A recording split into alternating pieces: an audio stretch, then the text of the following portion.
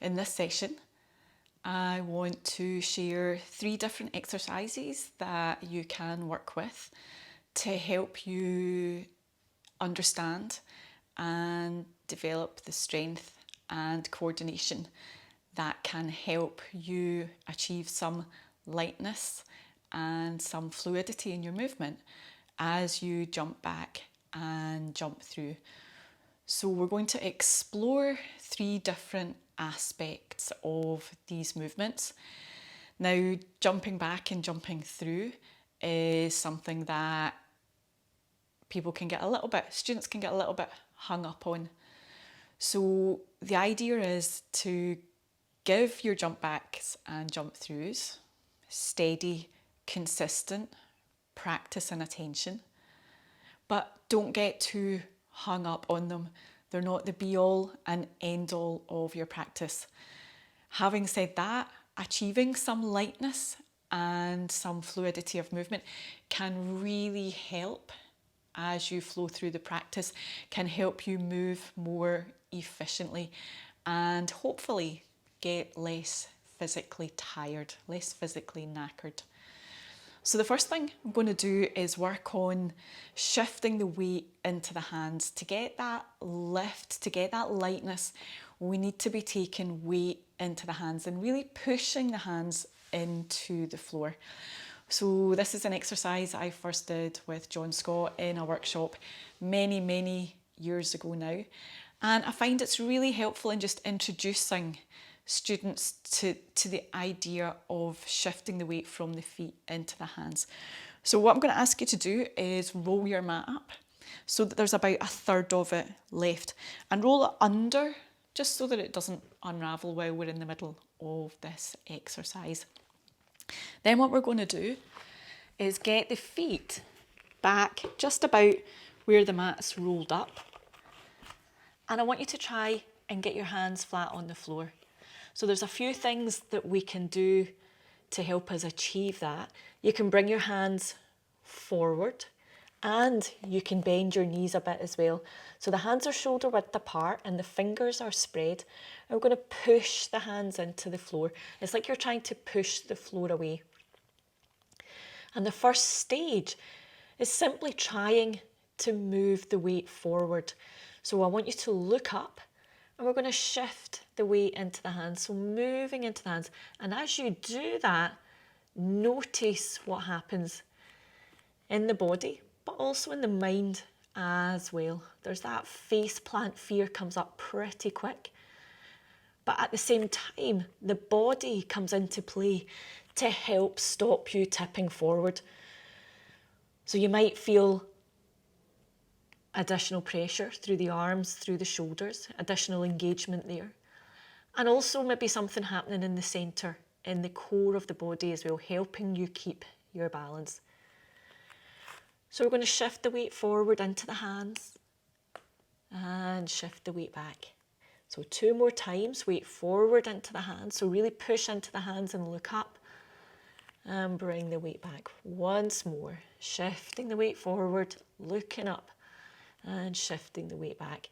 So we're going to do that same exercise again, but this time as we move the weight forward, I want you to come up onto your tiptoes. So we're just accentuating that movement a little bit more weight through the hands, lifting the heels up onto the tiptoes and back down. And one more time, weight up onto the tiptoes and back down. So this time what we're going to do, when we've got the weight forward and the heels are up, I want you to bend the knees and hop back over your rolled up mat. So we're not doing a big bunny hop. We're trying to lift the feet off the floor just enough to clear the mat here and no more. So don't worry about jumping back to plank or to chaturanga. We're just going to head for downward facing dog. So it doesn't have to be your biggest, longest ever jump. Focus here, weight in the hands and getting the feet just clearing the mat. So inhale, push into the hands, lift the chest, look up, the weight into the hands and spring back. From downward facing dog, we're going to do the same in reverse. So just enough for the feet to clear the mat. Inhale. Good, so let's try that again. We're going to lean forward, lift the heels, look up, and spring. And from downward facing dog, springing forward.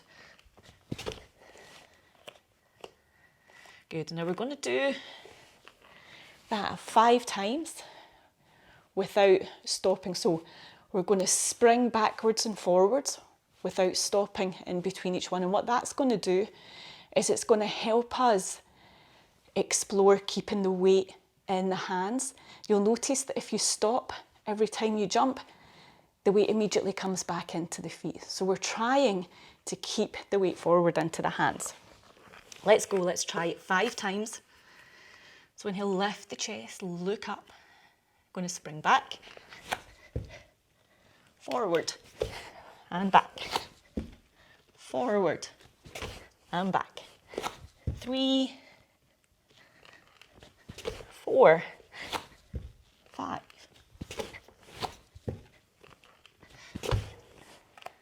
Hooey, hey? So, first exercise, helping us explore, improving our efficiency, getting a little bit of lightness in our jump backs and jump throughs. In the second exercise, we're going to continue to work with shifting the weight into the hands and pushing against the floor to get some lift and some lightness. And we're also going to develop the theme of moving our centre of gravity, so our centre of gravity deep in the core of the body, moving that backwards and forwards in space.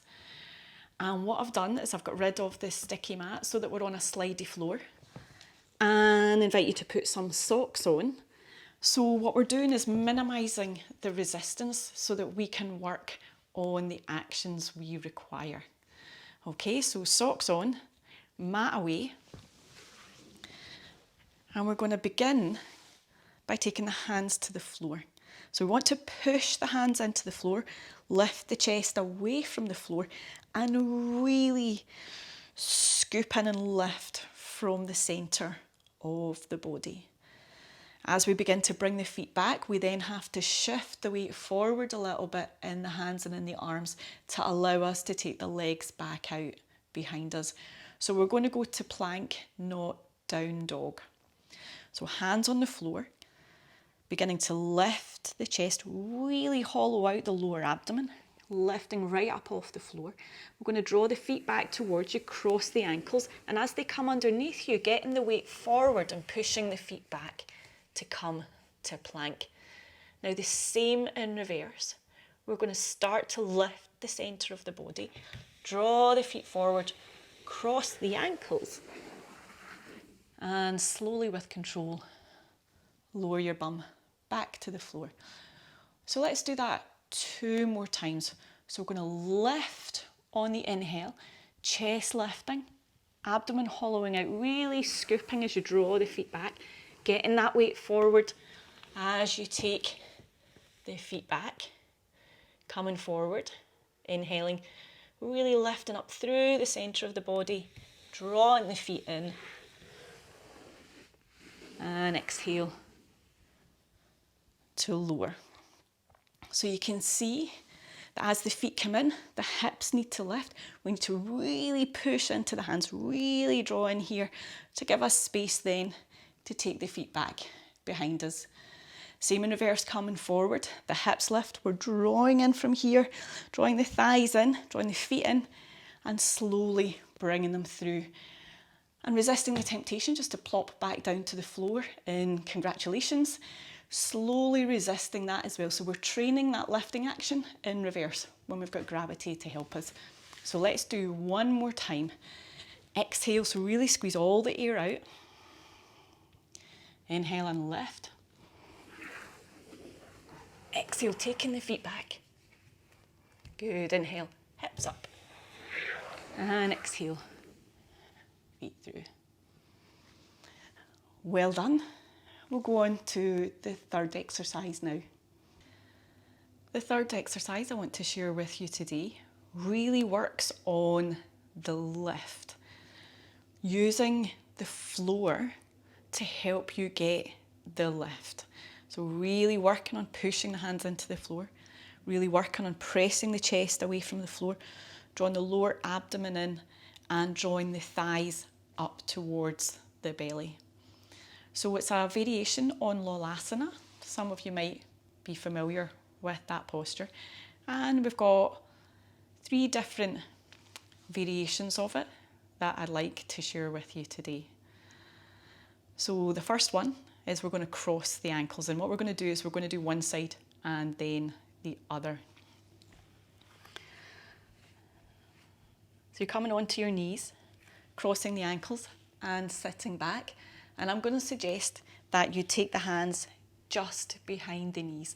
Now we're going to push the hands into the floor, press the back ribs up towards the ceiling, really hollow out the lower abdomen, draw the thighs up to the chest, and try and draw the heels, both of the heels up towards the bum, all at the one time. And we're going to try and hold there for 5 breaths.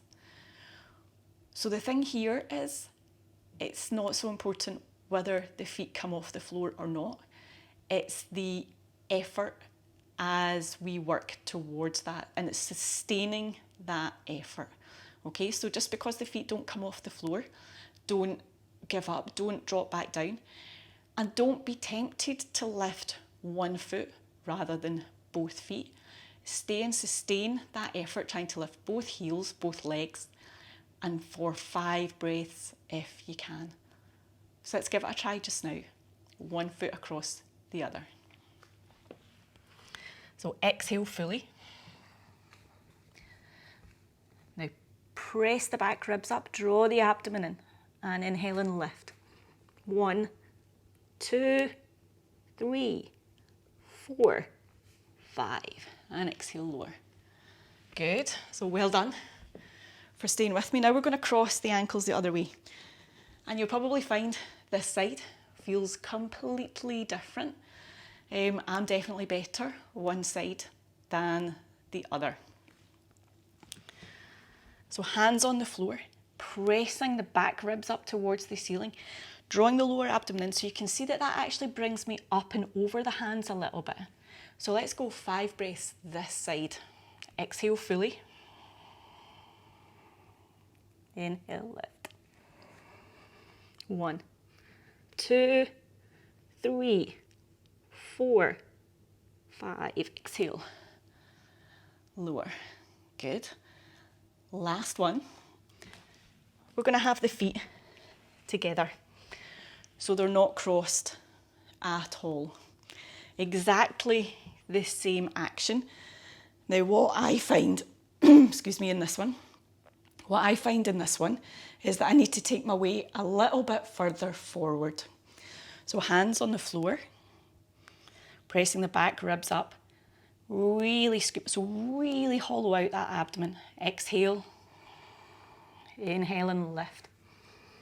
1, 2, 3, stay with me, 4, 5, exhale, release. Well done. So those 3 exercises will help you explore different aspects of jumping back and jumping through. And on top of that steady attention that you're going to give it every time you practice.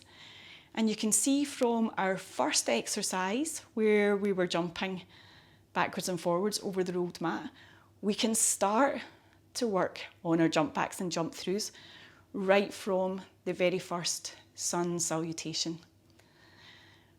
So I hope these exercises have been helpful, have given you something to think about, something to work on. And as always, if you've got any questions, please do get in touch and let me know how you get on with them. Thank you very much.